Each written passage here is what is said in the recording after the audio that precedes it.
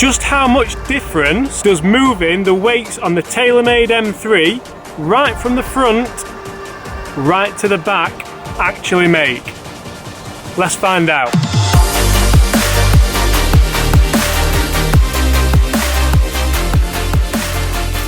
In 2018, Taylormade brought us M3 driver, and they changed from the old T-track in the M1 to the Y-track in the M3.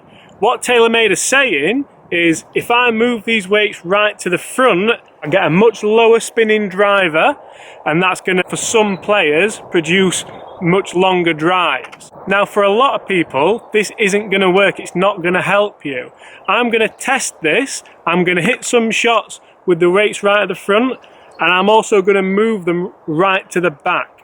Taylormade also are claiming that if these weights are moved right to the back, this driver is just as forgiving as last year's M2, which was a great club, wasn't it? So we're out here on the tee at Huddersfield Golf Club. I've got the driver, I've got the key, and I have got 2 golf balls. Everything we would need to test these.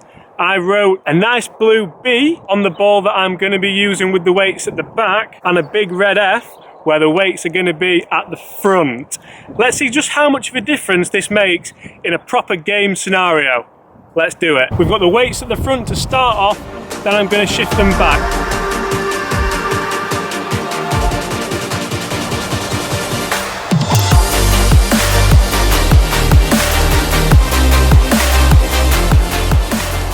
Okay, so first shot there, weights forward.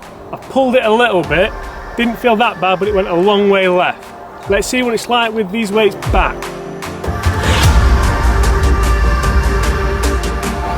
This is a lot of faffing about.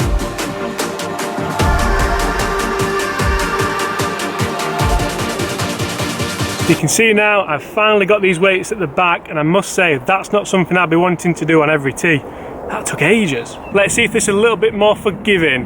I hit that first one, not great, and it's gone a little bit left. Let's take a look.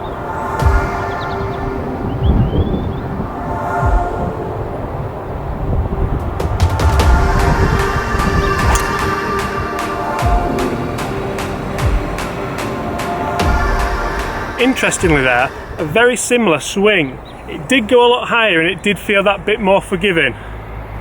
Maybe there is quite a difference in these weights after all. Let's hit some more shots. So that hole was downwind there, and it's about as forgiving as the hole gets. I've found both balls. The first one is here. Not great, I know. And that one is front. Weights at the front, hasn't done well. I'm walking forwards now. Here. No wonder I couldn't see it. And that one was with the weight back. So all in all on the first hole, two pretty average, I'm going to be honest, 2 poor drives.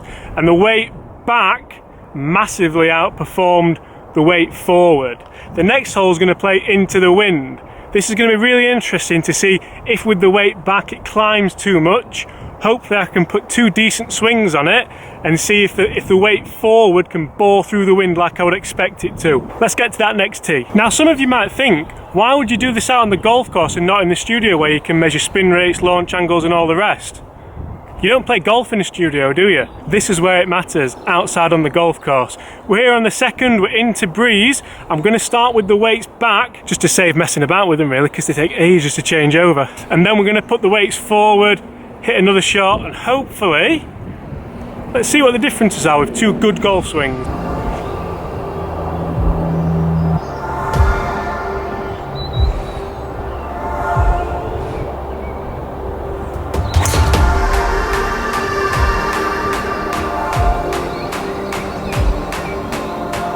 That's another one really low out the face. I'm not striking this well at all today. I'm not looking forward to hitting it with these weights forward now.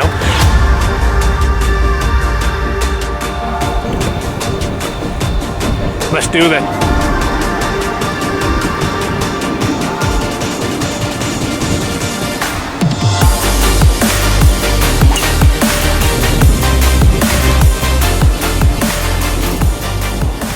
Pretty similar, and definitely came out that little bit lower.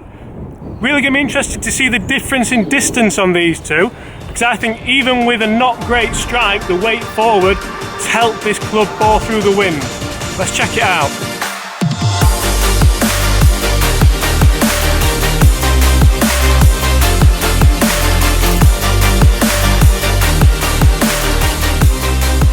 Okay, so as I told you, we're into a pretty strong wind there. I've got one here, and the other one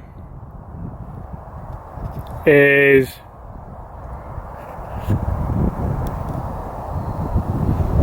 here. This one in the fairway being the weight at the front.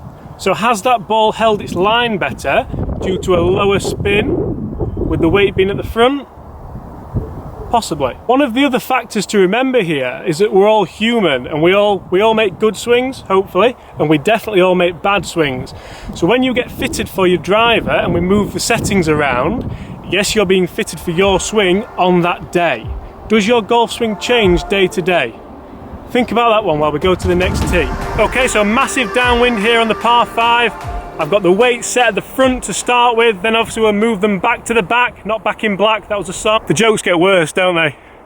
Let's see which one performs best downwind. I'm gonna put 2 good swings on this one, I promise.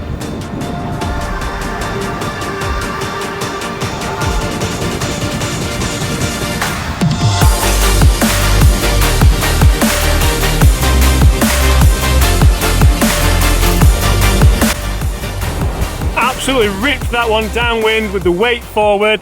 Great when you hit it good. Let's get these weights back and see how it feels downwind. Let's do this.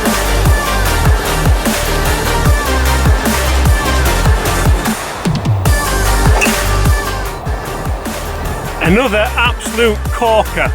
Let's get down there and see the difference. This is going to be good.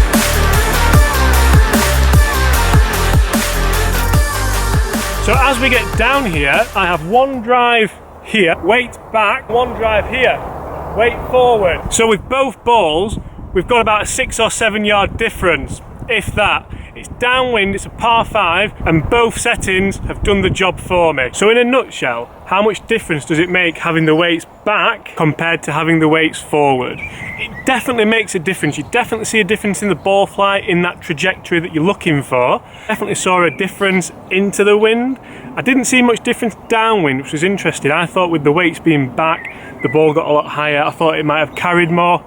Not necessarily the case. The groupings were all very similar. Forgiveness wise, I'm not gonna lie, I expected to see a little bit more. I expected to see it a lot more forgiving with these weights back in this chamber rather than being at the front there. The one thing I would definitely say is if you're spending 400 and odd pounds on one of these drivers, make sure you get fitted for it. A lot of money to spend, and these drivers, it's more like a fine tuning.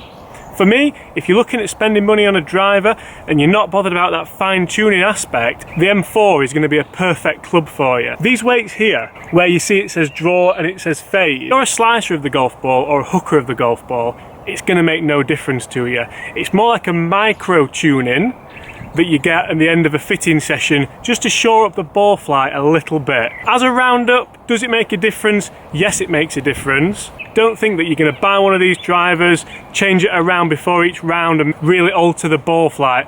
That's not going to happen. For me, the worst thing that Taylormade do is give you guys one of these, because the last thing that you need to be doing before you tee off is changing this round. Go get yourself fitted for the driver, leave it as it is, and work on your golf game. Guys, I hope you've enjoyed that. I've been James Robinson here at Huddersfield Golf Club. Make sure you subscribe if you haven't already. See you soon.